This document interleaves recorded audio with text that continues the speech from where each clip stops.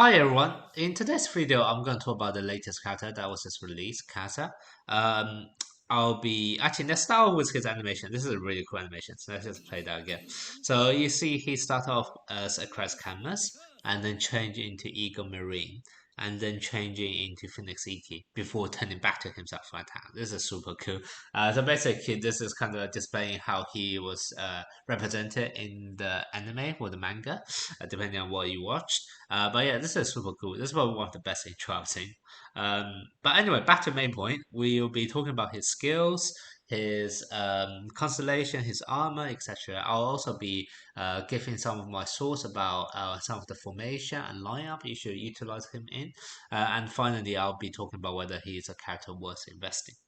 Now let's start with his ultimate. So his ultimate is Salamander Shock, who deal damage to back row enemies, inflicting electricity to them, and also clearing off the buffs on them. So now if you notice, Cancer is actually Assist Knight. So once again, you're not meant to be doing damage with Assist Knight. They are there for support.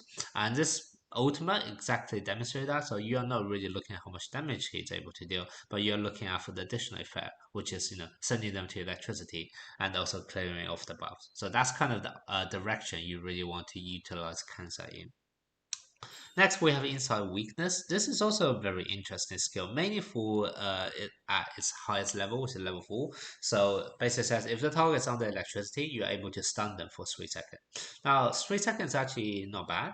And also, notice it just says if the target is under electricity. It doesn't actually say it has to be electricity inflicted by Kasa himself. So I'll actually be talking about this in the later part when I talk about formations. But essentially, when you want to use Kansai, it's probably a good synergy to bring out a lot of other knights who are also able to deal electricity. And a lot of other stuff also benefit from it as well. So yeah, so basically that's kind of his second skill, which is mainly there for the stun effect of the if the target's already under electricity. Now, the third one, telepathy. This is actually probably his signature skill and very useful in certain situations. So basically, it says that if an ally is about to be killed off, you're able to give them 1 second immunity. Now, it doesn't sound very long because it's only 1 second, and you might be thinking, okay, if your ally is about to die anyway, even if you protect them for 1 second, they'll just be killed a second later. So is it worth it? And I'll say yes. In some situations, it's actually really worth it. And that's especially true because of the most recent meta, because Sagittarius Seiya has been released. Now, I already mentioned it in my Sagittarius Seiya review. Very, very deadly strategy with Sagittarius Seiya is you deploy him alongside with Virgo Ship. Both of them have an opening effect that deal massive amount of damage, and because Sagittarius charge up his ultimate fast, he is probably likely to also release his ultimate afterwards. So your entire lineup is probably going to be almost dead by the first round. Now, if you think about who do you normally have, it's very likely you also have one very good character at very low level. So for example, it could be your Sagittarius Seiya, it could be your Virgo Shin, it could be your or one of the light and dark knights. For example, let's say Evil Sega. Now, because all those characters are either uh, released recently or being light and dark really rare, it's likely they are at very low star rating, and therefore, when the enemy, let's say, have Sagittarius Seiya and Virgo Shin and lots of other characters who can just swamp you at the start of the battle, your best character is going to be dead after the opening round of ultimates. And that's something we really want to prevent.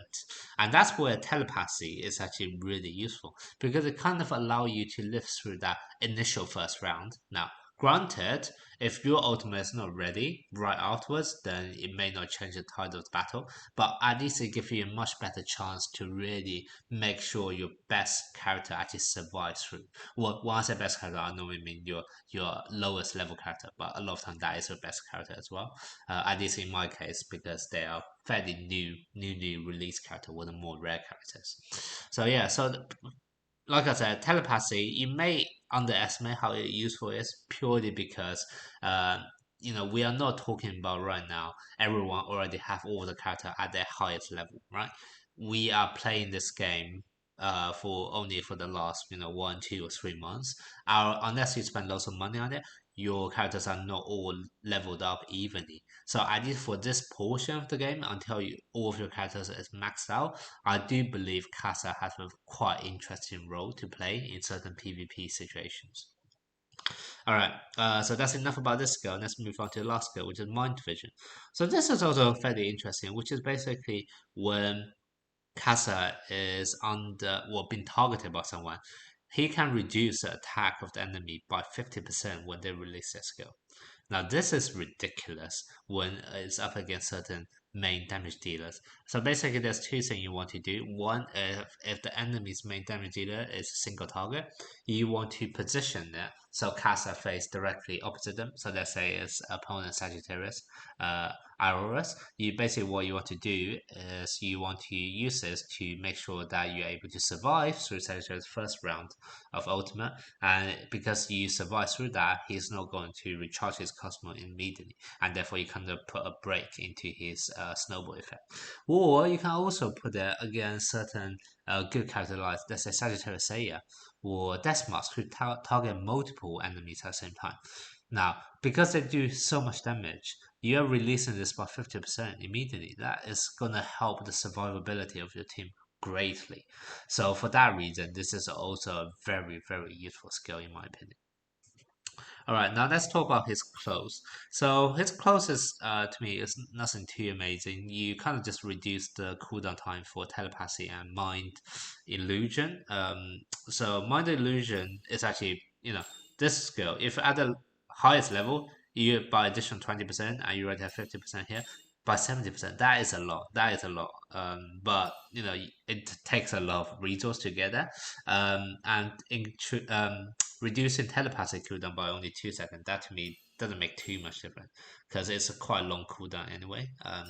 But yeah, so for me, it's a quite big jump if you do get it all the way up to level 30, but I wouldn't say it's essential.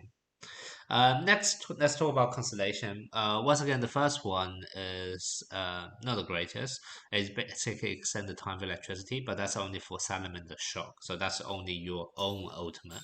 So that's why I don't think it's that useful. But at the highest level, when you have all 9 points, that's actually really good. It's saying the enemy under electricity. Once again, doesn't say it has to be electricity inflicted by you. This time it's electricity under any kind of condition. And the enemy is not able to get any buff. So you are actually putting a stop into a lot of power that the opponents are able to potentially pump up.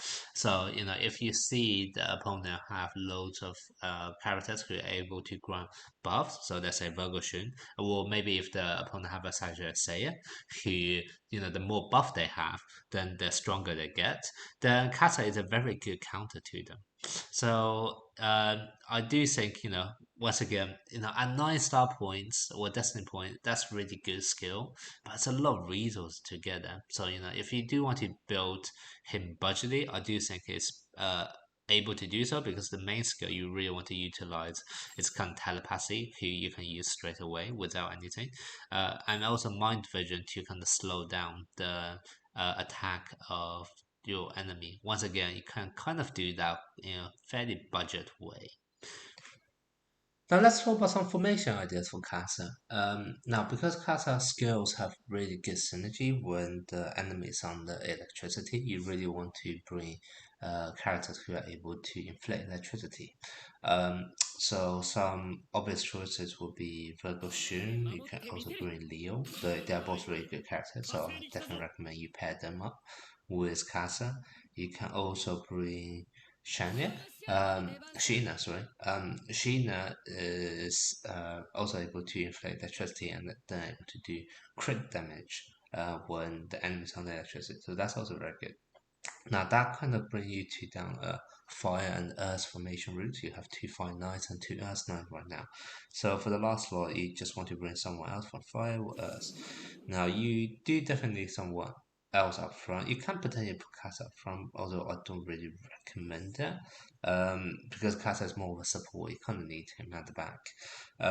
So you can put Agati or Krishna up front if you want. If you do put Krishna, you obviously want to swap it around so that Krishna is giving buff to both Virgo Shun and Sheena. And also bring Sagittarius Seiya from once you have the shield. He also has very good synergy with Revolution at the start of the battle. So the idea for this is to do as much damage as you can early on. So Virgo Shun and Sagittarius Seiya both inflict a lot of damage up front. Hopefully that will kill some enemies. Um, Leo would then able to give everyone else attacking buff. Hopefully by this point you would have already inflicted your enemy with electricity, and then Casa will be able to stun them. And once they're stunned, that probably means your ultimate will be released faster than them, and then you're able to then launch your first round of ultimate. And then because the enemies under electricity, they are probably a lot weaker now as well, so you can do a lot more damage to them. So yeah, so those are very good choices. If you want the last slot to be a fine nine for us, you can also put Sirius. Sirius is also good, or toss Aldebaran, or even have that Steven if you want a bit more versatile. And similarly, you can also bring Aris Moon if you really want to. To be honest, like fire and earth elements, they have loads of Kenites, so you can really pick anyone else you want for the last slot. So, is Kata a good character? And should you invest in him?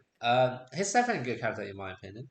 He has a pretty unique and also pretty good skill kit in terms of like all this synergy he can have potential with electricity effects, removing buffs, etc.